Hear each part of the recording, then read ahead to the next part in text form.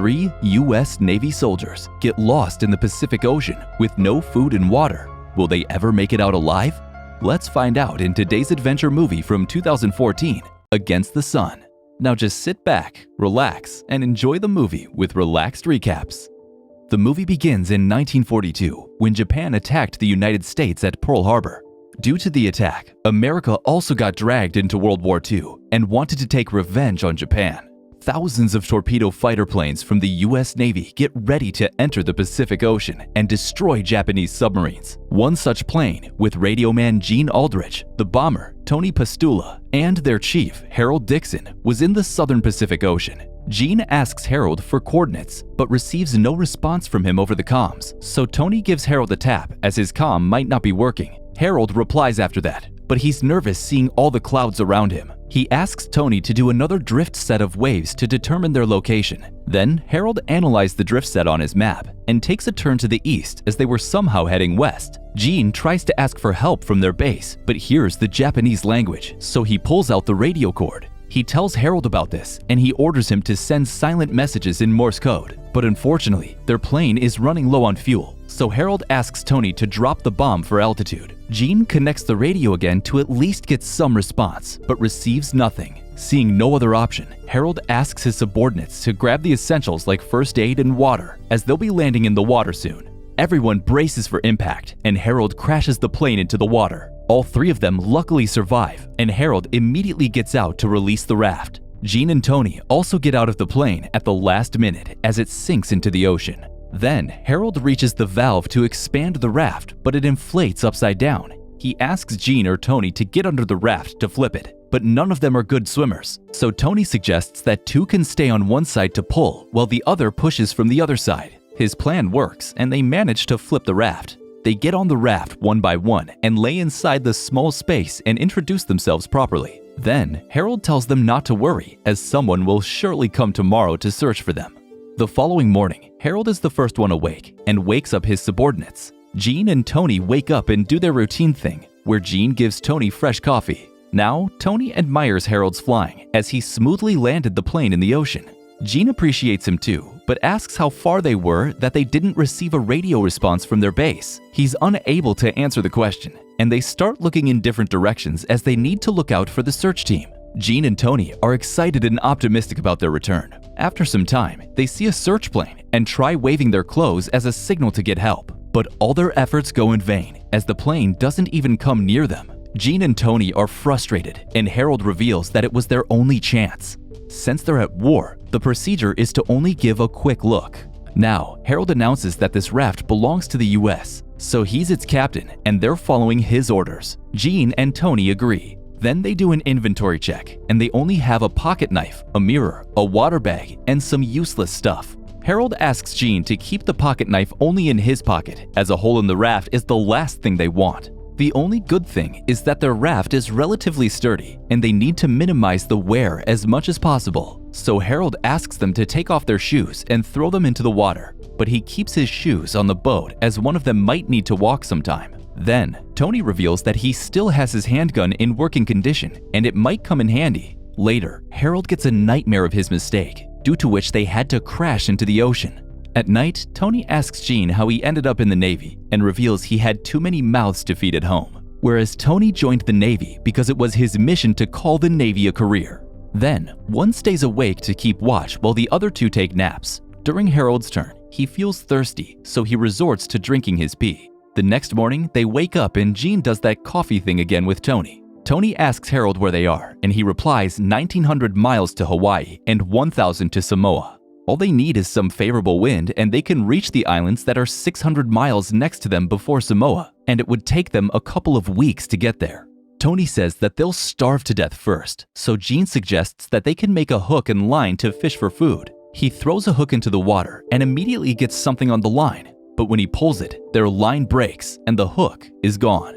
Later that day, all of them are being scorched by the harsh sunlight, and Gene is hopeful that he'll catch a fish with his new hook. But soon enough, his patience dies and he jumps into the ocean to fight the heat. Harold warns him about the sharks in the ocean, so he starts to quickly get back to the boat. Luckily, he gets back on time and they decide to not go into the water anymore. In the evening, They witness a beautiful sunset before going to sleep. The following morning on day 5, Jean hopelessly does the coffee thing with Tony. Tony is extremely thirsty and asks if there's a rule against drinking a handful of ocean water, but Harold convinces him not to commit suicide as it will suck the blood right out of his brain. Suddenly, Harold realizes that he has a pencil in his pocket and they can make a chart. He creates a rough map and explains that they're somewhere around here. So now they only need to hold their position during the favorable wind and let their raft sail when the winds are correct, and they should be able to reach the islands by this method. Everyone finally gets their hopes up and starts making an anchor with whatever they have. Harold throws the sea anchor, and now they can avoid being blown away in the wrong direction. After some time, Harold says that rain is the best thing that could happen to them right now, so Jean starts praying to the Lord for rain. Tony and Harold join him too and recite their prayers. Then they sing poems together to cheer themselves up.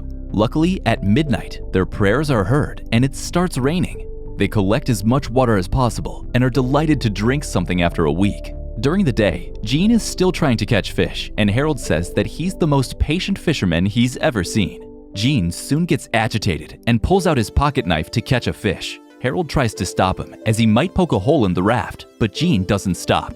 He hits something, and when he pulls out, it's an entire shark. Harold and Tony hold the shark while Jean kills it with his knife. Then he cuts the shark open, and after so long, they finally have a meal. Everyone is happy that their stomachs are full and that they're heading in the right direction. Harold asks if any of them are married, and they say no. Tony's got a girl back in town, and he says Jean can talk to his sister Frances. He describes Frances to Jean, and Jean fantasizes about her. After some time, their boat gets surrounded by sharks, so Tony pulls out his handgun. Luckily, sharks don't attack their raft. During the night, Jean's hand gets bitten by a shark, so they tie it with a cloth. The next morning, they drink their rationed water and pray to God for another rain. After some days, Tony is staring at his handgun, so Jean takes it from him. He points the gun toward Harold and shoots the albatross sitting near him. Harold immediately jumps into the water to get the dead bird, but a shark starts following him. He gets onto the raft just in time, and the shark passes below them. They enjoy their meal and go to sleep. Harold gets another nightmare about the incident and wakes up to find no one on watch. He scolds them for sleeping on duty, but Jean argues back and says there's no wind. Tony agrees to keep watch, but Jean stops him and asks where the islands are. They were supposed to be close by now, but they can't even see them.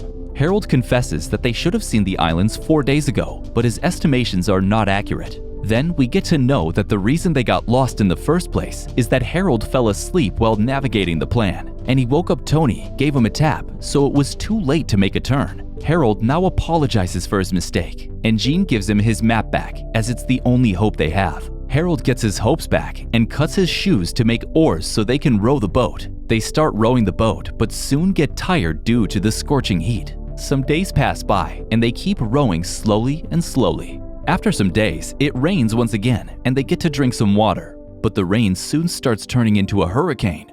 They brace themselves for impact, but Harold gets thrown away by the waves. He gets back to the raft, but another huge wave flips their raft upside down. They flip the raft again with the help of the wind this time and get on it. The hurricane passes after some time, and all 3 of them make it out alive. They can barely move due to the fatigue, but still, they try to row the boat. The next day, Harold sees Tony not moving and calls for him, but he doesn't respond. He and Jean get worried, but Tony is luckily still alive and moves slightly. Harold turns around to look and sees an island in the distance. All 3 of them are delighted to see land and start rowing towards it with their hands. They soon leave the raft and reach the shore on their knees. They gather their last bit of energy to stand up and start moving towards a nearby hut.